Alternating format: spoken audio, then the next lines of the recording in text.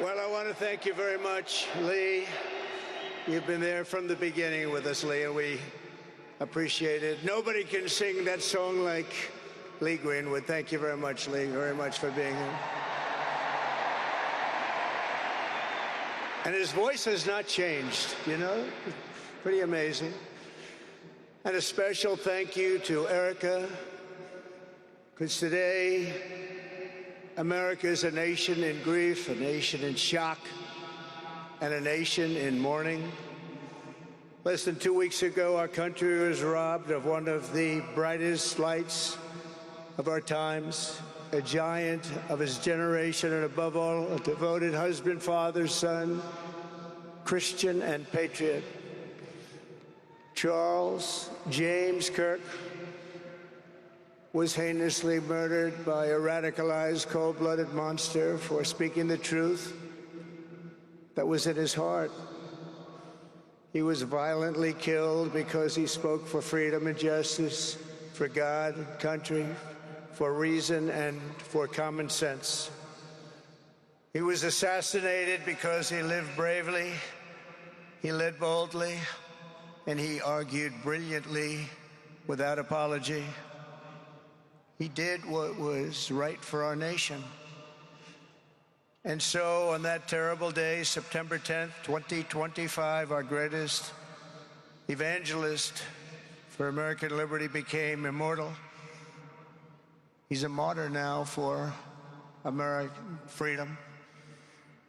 I know I speak for everyone here today when I say that none of us will ever forget Charlie Kirk, and neither now will history.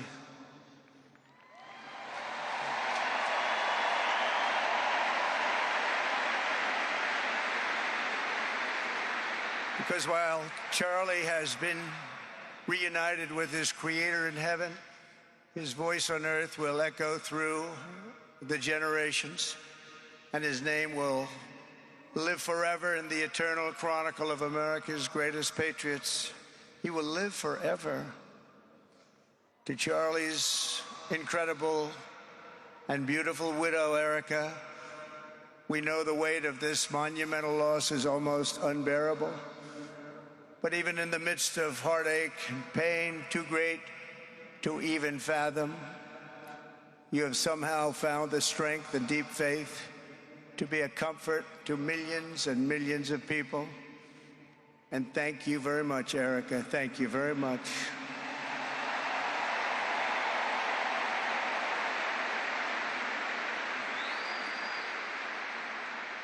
Today, an entire nation wraps its loving arms around you and your beautiful children. We share in your immense and overwhelming sorrow, and we vow that we will do everything we can to ensure that your children grow up in a land where their father is honored and revered as a great American hero. That's what he is.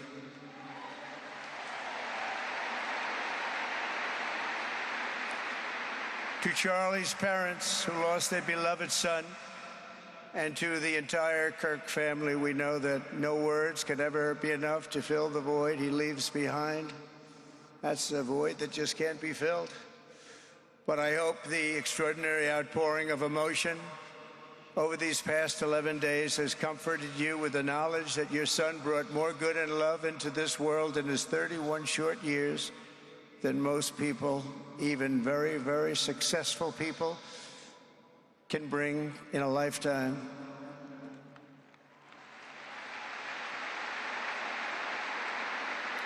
Charlie Kirk loved America with everything he had, and as we can see so clearly today, America loved Charlie Kirk.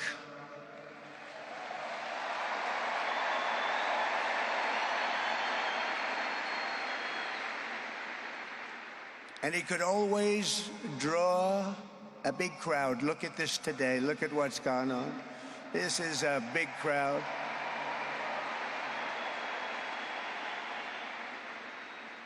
Here today we have the Vice President of the United States, J.D. Vance. We have the Speaker of the U.S. House of Representatives, Mike Johnson. We have countless members of the United States Senate, and I'm sorry I'm not going to introduce you, but I'll be up here. They're all over the place. and likewise the House of Representatives. They're all over this big stadium.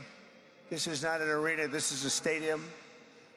Our great cabinet and this stadium packed with rafters of people, not to mention the one across the street that also has tens of thousands of people, and they're watching us on screen right now.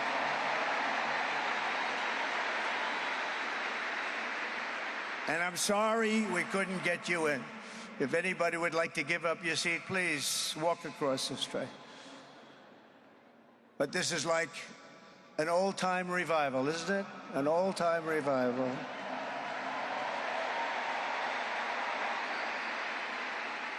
For millions of Americans, especially young people, it is agonizing and unthinkable to say goodbye to a patriot whose heart still had so much to give. It's so much.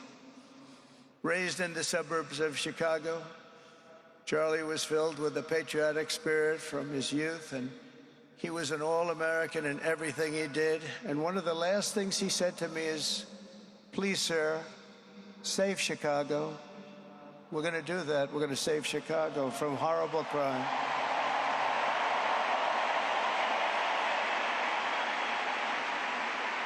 In high school, he was the quarterback of the football team and the captain of the basketball team. He was a good athlete. A lot of people don't know that about Charlie. He was an Eagle Scout who spent his school lunch breaks listening to another champion for liberty, somebody that he greatly admired, Rush Limbaugh.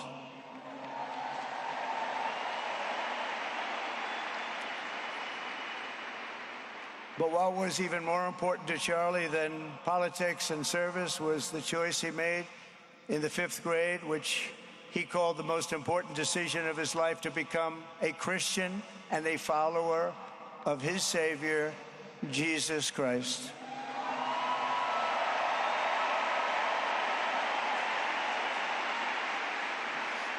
Inspired by faith and his love of freedom, Charlie did something remarkable when he was just 18 years old. On the advice of a mentor who told him to put off going to college because he was doing so well, he devoted his life to converting young people to the conservative cause. How did he do? Take a look. How did he do?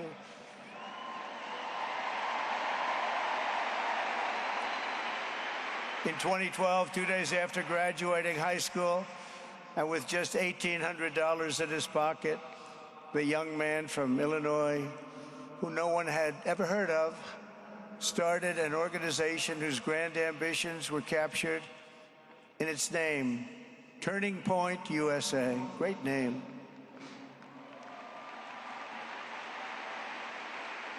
And I have a feeling it's going to be bigger and better than ever before. Does that make sense? It's going to be bigger and better than ever before. Look at what's happening. 12 years ago, Charlie walked onto his first college campus, the very liberal University of Wisconsin at Madison. He set up a card table and put up a sign with 3 words: "Big government sucks." Could you believe that? That's Charlie.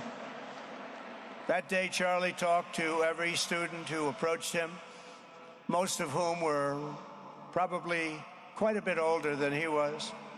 Finally, after many hours, he found the first ever Turning Point chapter leader.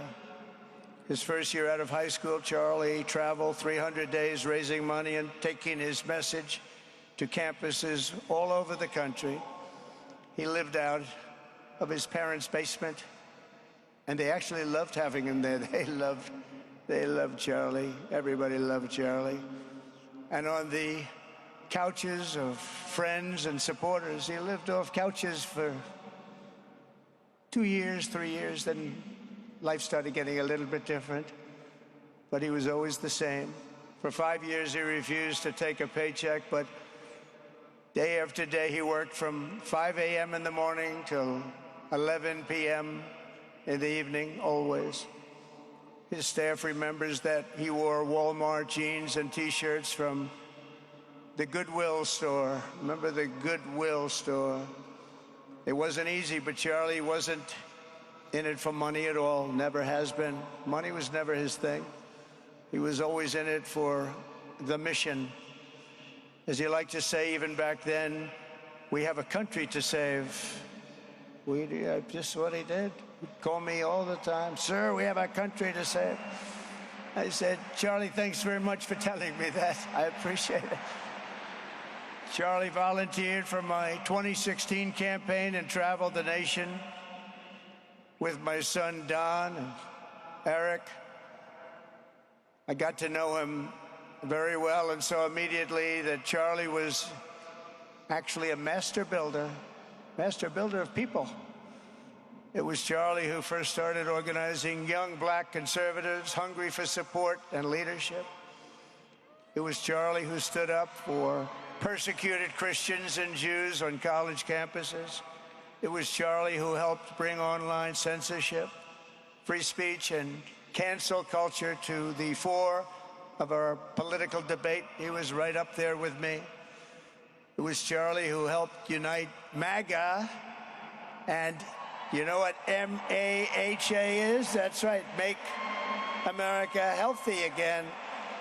And tomorrow we're going to have one of the biggest announcements, really medically, I think, in the history of our country. We're going to be doing it with Bobby and Oz and all of the professionals. I think you're going to find it to be amazing. I think we found an answer to autism. How about that? Autism. Tomorrow, we're going to be talking in the Oval Office in the White House about autism, how it happens, so we won't let it happen anymore, and how to get at least somewhat better when you have it, so that parents can help their child, their beautiful child. That's a big one. I've been bugging everybody over there, get the answer to that. You know, 20 years ago, 1 in 10,000 were born with autism. 20 years ago. The most recent survey says 1 in 12. How bad is that? That's for young boys, baby boys, but also girls, a little bit better. It's about 1 in 20. But we can't, because obviously there was something really wrong, and we think we know what that is. It's going to be, I think it's going to be one of the most important news conferences I'll ever have, and I look so forward to it.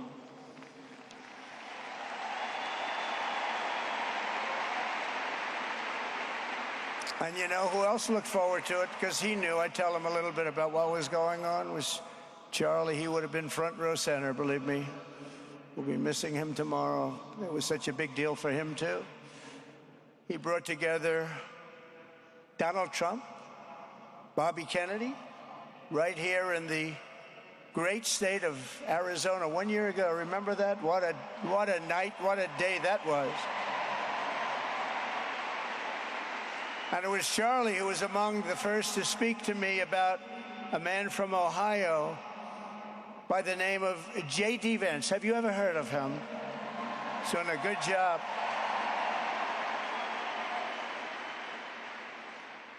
But Charlie would often call me, sometimes the night before a big event, the other side of the country. And he'd ask me, he'd say, do you think you could come and speak at the event? The following day, right? I'd say, Charlie, I'm the president of the United States. You want me to travel 4 hours by plane? And you know, sometimes I did it. He was a very good guy. He was a very convincing guy. He didn't stop, but he would ask for things like that. Sir, could you be tomorrow in California? I said, Charlie, give me a break, please. He just wouldn't stop. And he succeeded. But I almost always went because you never wanted to let Charlie down. He worked so hard. You just didn't want to let him down. I felt guilty. He'd make me feel very guilty. As president, many people asked me for things, but Charlie was one of the few who always gave more than he took. He was a giver, much more than a taker.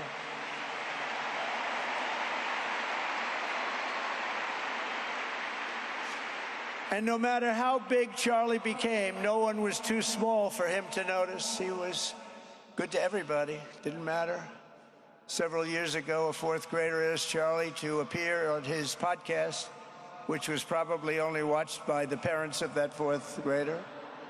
And Charlie, who was actually pretty hot at the time, to be honest, he agreed, and the boy asked for advice. Charlie replied, the left, I call it the radical left. I call it sometimes the radical left lunatics. But Charlie didn't say that, he called it the left.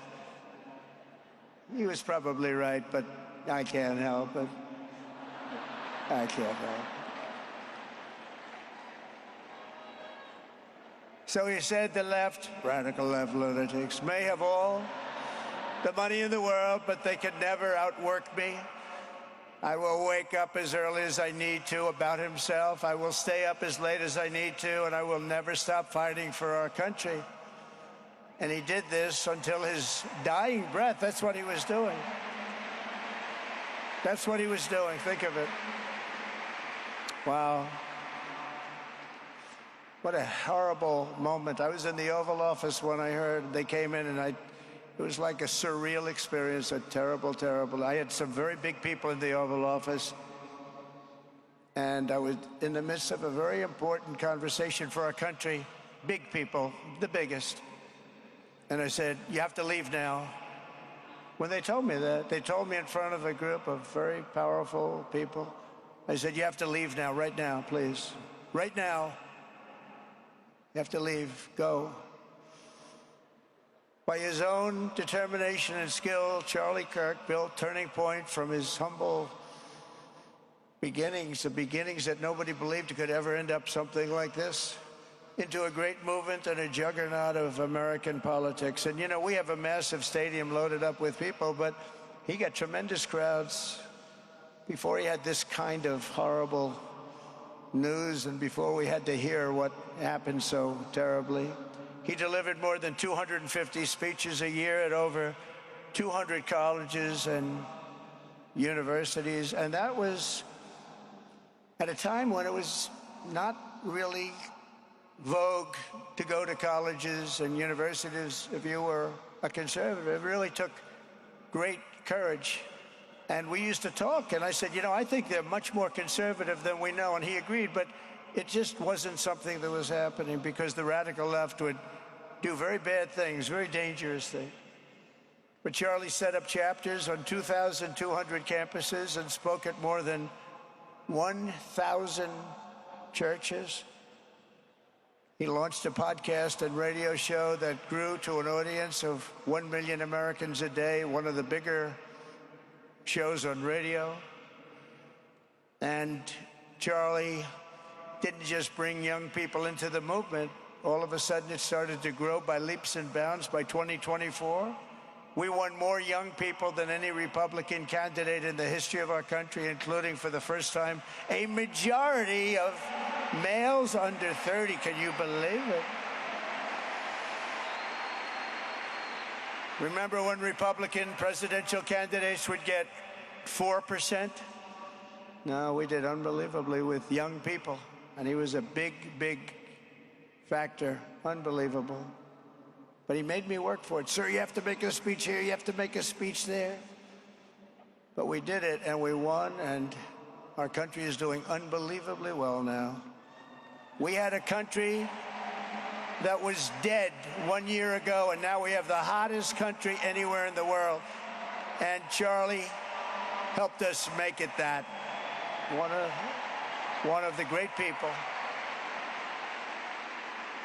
But through it all, the core of Charlie's message and his basic method never changed. It never really changed. He stayed the same person also. At every campus event, Charlie asked the people who disagreed with him to come forward, and instead of silencing them, he handed them a microphone and let them speak. And he'd convinced so many of them. It was a pretty amazing thing to watch, actually. Shortly before Charlie arrived on campus, the day he was assassinated, a staff member texted him that there were many critics and students who were opposed to his views and rather strenuously in the crowd. And that actually made him feel good because he wanted to convince them. He understood. He really did. He understood what was right. And he was right about that. A lot of it was based on common sense, by the way. Charlie wrote back to the staff member saying, "I'm not here to fight them. I want to know them and love them, and I want to reach them and try and lead them into a great way of life in our country." In that private moment on his dying day, we find everything we need to know about who Charlie Kirk truly was. He was a missionary with a noble spirit and a great, great purpose. He did not hate his opponents. He wanted the best for them. That's where I disagreed with Charlie. I hate my opponent, and I don't want the best for them. I'm sorry. I am sorry, Erica. But now Erica can talk to me and the whole group, and maybe they can convince me that that's not right, but I can't stand my opponent. Charlie's angry. Looking down, he's angry at me now. He wasn't interested in demonizing anyone. He was interested in persuading everyone to the ideas and principles he believed were good, right, and true. Before each appearance, he prayed these words: "God, use me for your will." Always said the same thing: use me for your will.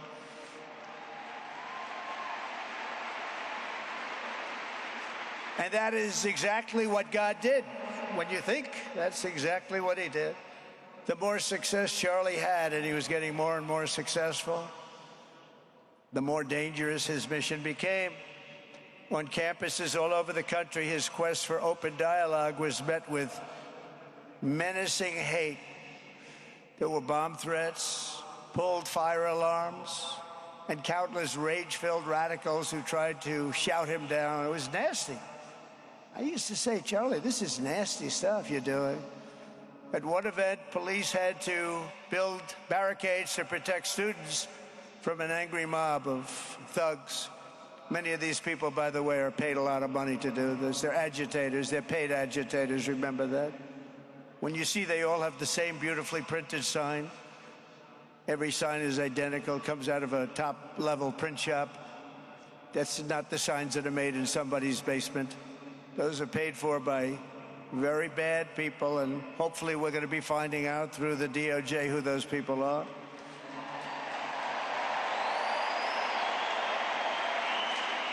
At another college, Antifa terrorists shattered windows, threw rocks, and tried to storm the building where Charlie was speaking.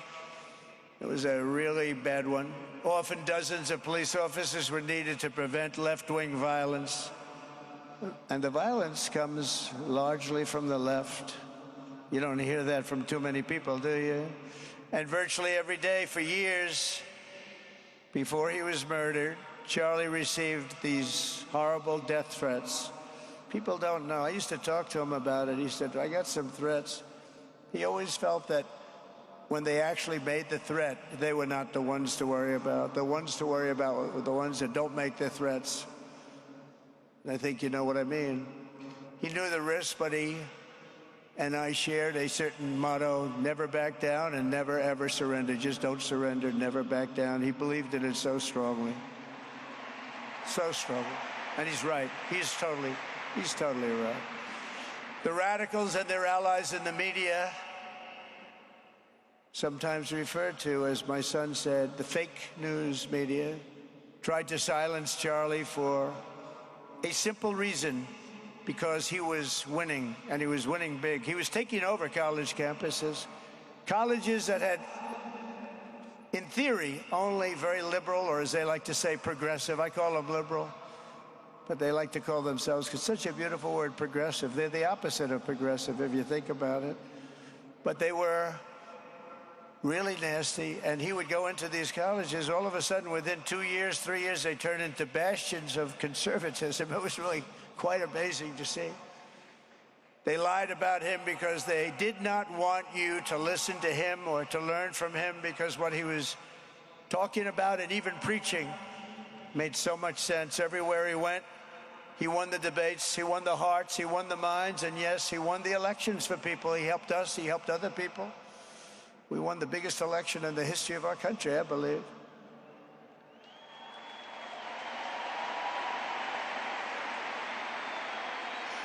Charlie Kirk was without a doubt among the most influential figures in the most important election in the history of our country. The election of, oh, that beautiful day, November 5th, 2024. Do you remember that day? It was 9 months ago. What a day that was. I mean, we had a pretty good day in the first one. And I must tell you, on the second one, we had a phenomenal day. But a lot of bad things happened. And now that's not even questioned. They cheated like dogs, but we got them back, didn't we, huh? Got them back. But we owe Charlie a profound and eternal debt of gratitude now. Just like Charlie and Erica made Turning Point hot, we are looking at a country that has the chance to attain a level like never before. Tariffs are making us rich again, richer than anybody ever thought was possible. And the only one challenging them are people that hate our country or foreign countries that are paying a price, because they did the same thing to us for years. They took advantage of us, but we're making money. We're becoming richer and richer.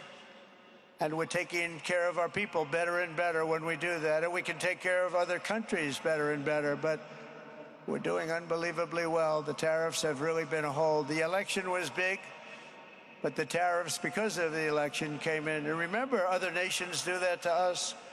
And Charlie understood that. He saw the money. He saw what was coming into our country, and we can use that for Medicare, Medicaid, Social Security, all of these things that we fight so hard for. And that's exactly what's happening. The numbers are incredible. When the news finally came out on election night last November that the race was officially won, came out pretty early in the night. Charlie was live on camera. In that moment, he was overcome with emotion. I've never seen him like this. He was so happy. For a long while, he said nothing. His eyes were filled with tears, and then he buried his face in his hands and he started crying. That wasn't the Charlie I knew, but in thinking about it, it actually was the Charlie I knew, because he had a tremendous heart. He just wanted what was good for our country, and he saw us going in such a horrible direction. Lovingly, Eric, and this was so beautiful, Erica put a MAGA hat on to cover his bowed head. I like that very much. MAGA, we love. Does everybody love MAGA? Make America Great Again.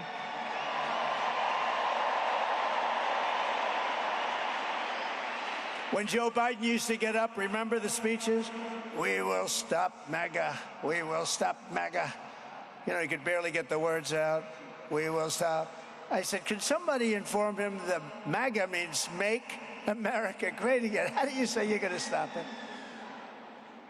And Charlie understood that. When Charlie finally looked up and spoke, he smiled through the watery eyes and simply said, I am humbled by God's grace. That was his statement that night. I was watching him. I was very impressed, actually. It showed he had a big heart. Every single American should take a long, hard look at the twisted soul and dark spirit of anyone who would want to kill a young man as good as Charlie. To kill anybody, but to kill a man like this, he didn't deserve this. He didn't deserve this. Our country didn't deserve this. And anyone who would make excuses for it are just out of their mind. Charlie's murder was not just an attack on one man or one movement. It was an attack on our entire nation. That was a horrible attack on the United States of America. It was an assault on our most sacred liberties and God-given rights. The gun was pointed at him, but the bullet was aimed at all of us. That bullet was aimed at every one of us. Indeed, Charlie was killed for expressing the very ideas that virtually everyone in this arena and most other places throughout our country deeply believed in. But the assassin failed in his quest because Charlie's message has not been silenced. It now is bigger and better and stronger than ever before, and it's not even close. And it's rare that such a thing happens, but Charlie is bigger today than he was, think about it, just 2 weeks ago. He's bigger today than he was 2 weeks ago. Now, that may not help his friends and loved ones, of which there are so many. It may not help Erica and those beautiful children who have to suffer so horribly through this moment, but they know it's true. He's bigger now than ever before, and he's eternal. He's eternal. And I just want to say we love him. And he's looking down at us right now, and he's saying, wow, that's a great crowd. He's saying, that's a great crowd.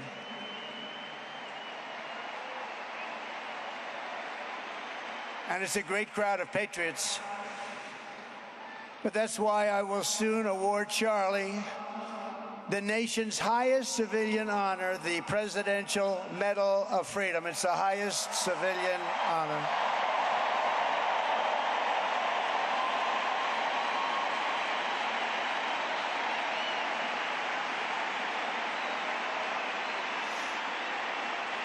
And we will do the ceremony at our beautiful White House in a very safe Washington, D.C., a place that Charlie truly revered. You know, we stopped the crime in Washington. Took 12 days. Now you can go to restaurants. You can walk down the middle of the street with your wife. You can have your wife walk alone down the middle of the street. She's going to be in good shape. What a difference. What a difference good management really makes. But it's, I'm so proud of that Washington, D.C. You know, it's one of the worst in the nation, in the world. And now it's considered a very safe city. And it's also, I passed it yesterday, I went through it, and the lawns are good. It's like a different place. It's like the tents are gone, the threats are gone, the gangs aren't there. We got rid of, you know, we took out 1,500 career criminals, 1,500. If you have 3 career criminals, that can make a big difference. But I'm so proud of Washington, D.C., and now we're going into Memphis. And we'll get that one straightened out fast. And then we're going into some others, but we're going to go to Chicago, and we're going to have Charlie very much in mind when we go into Chicago. And we'll get that one straightened out. You have an incompetent governor who, he thinks it's okay when 11 people get murdered over the weekend. He thinks you don't have any crime when 11 people get murdered and 28 people get shot. He says he's got crime. No, they don't have it under control, but we'll have it under control very quickly. So we're going to be doing that. And Charlie loved what we were doing. He was so proud of what happened. He was there to see it. He so proud of what happened in Washington, D.C. As you know, the depraved assassin who planned and executed Charlie's killing has been arrested and charged with capital murder. God willing, he will receive the full and ultimate punishment for his horrific crime. It's a terrible thing. Because you can't let that happen. You can't let that happen. Can't let it happen to a country. The Department of Justice is also investigating networks of radical left maniacs who fund, organize, fuel, and perpetrate political violence. And we think we know who many of them are. But law enforcement can only be the beginning of our response to Charlie's murder. Over the last 11 days, we have heard stories of commentators, influencers, and others in our society who greeted his assassination with sick approval, excuses, or even jubilation. You've heard that. So have I. Couldn't believe it. Some of the very same people who spent the last 8 years trying to sit in moral judgment of anyone who disagreed with them about politics suddenly started cheering for a murder. Incredible. You know the names. They're major losers, by the way. That will be proven out in a short period of time. Some of the very people who call you a hater for using the wrong pronoun were filled with glee at the killing of a father with two beautiful young children. And the same commentators who this week are screaming fascism over a canceled late-night TV show where the anchor had no talent and no ratings, last week were implying that Charlie Kirk deserved what happened to him. No side in American politics has a monopoly on disturbed or misguided people. But there's one part of our political community which believes they have a monopoly on truth, goodness, and virtue, and concludes they have also a monopoly on power, thought, and speech. Well, that's not happening anymore. We've turned that corner very quickly.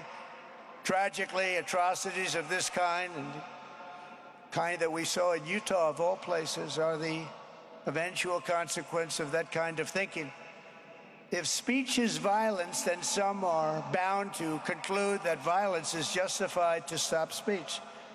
And we're not going to let that be justified. The tradition of reason and open debate that Charlie practiced is not a pillar of our democracy. In many ways, it's the basis of our entire society.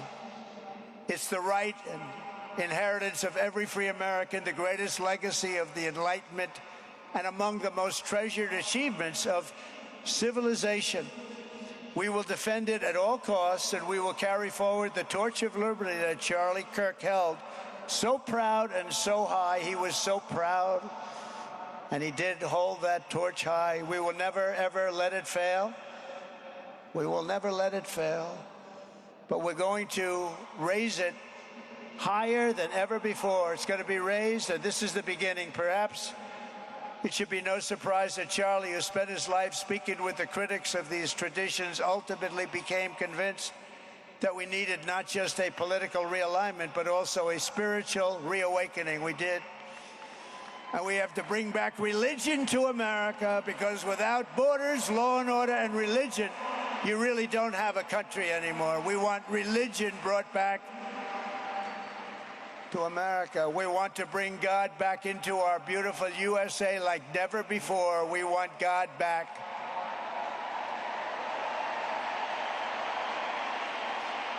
Charlie would have been so pleased to hear his friends and colleagues today giving testimony and giving glory to God. Within minutes of the gunshot in Utah, millions of Americans, young and old, heard the news and dropped to their knees and started praying. Even many who rarely prayed asked God for a miracle. Please, God, save Charlie. But although Charlie's time with us on earth has ended, those prayers for a miracle have already been answered. Look at what's happening. Look at what's happening.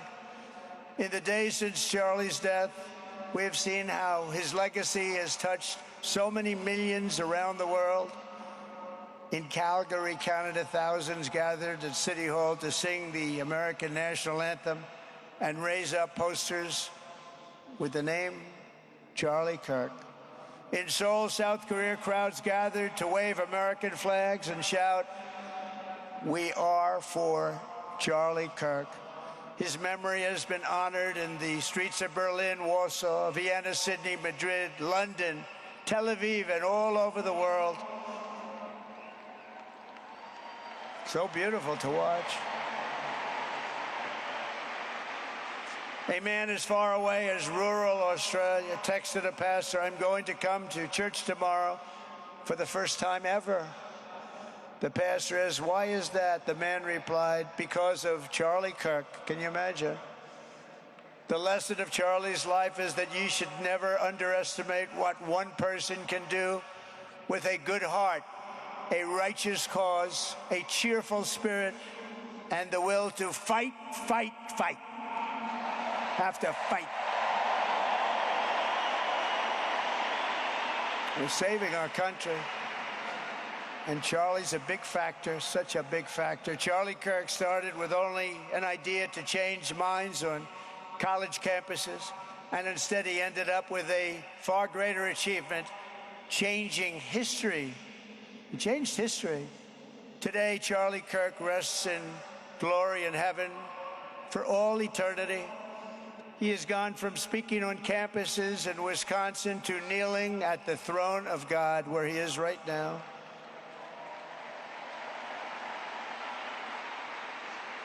We grieve for the friend and leader that we have lost, but we go forward strengthened by his faith and bolstered by his courage and inspired by his example to defend the country he lived for the freedoms he died for, and the values in which he so deeply believed. He believed in values that we should all believe in.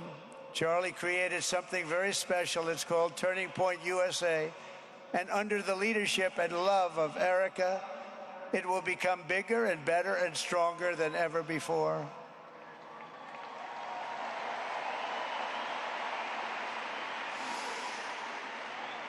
So, Charlie, we all want to thank you. We want to say a very loud God bless you, Charlie. God bless you for what you've done is incredible. And God bless Erica and the children. God bless the United States of America. And could I ask Erica, please come out. Erica, please come out. Thank you.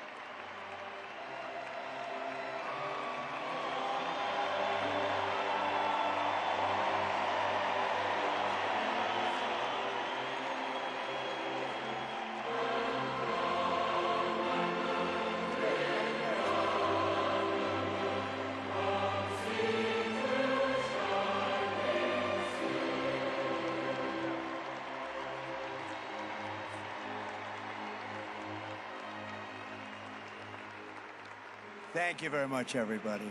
Thank you very much, and good luck. God be with you. Thank you.